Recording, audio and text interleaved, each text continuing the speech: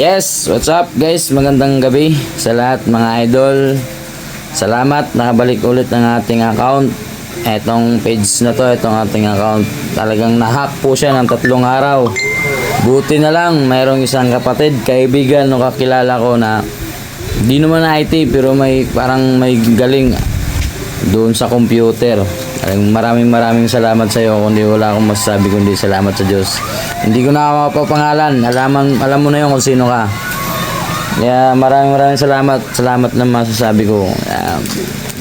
Salamat nga na-recover mo ulit yung aking account na to.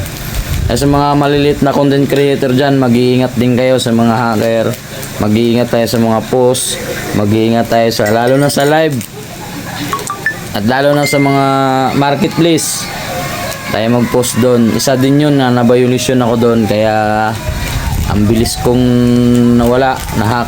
Kaya talagang hinanapan ko lang parang kung paano makaka-recover o paano makabalik yung ating account na ano. Sinsya na doon sa mga nag-message sa akin na hindi ko agad na-replyan. Nga 3 araw. Kaya ganun po nangyari ng aking account. Kaya maraming salamat. So ngayon, continue tayo. Ingat lang din.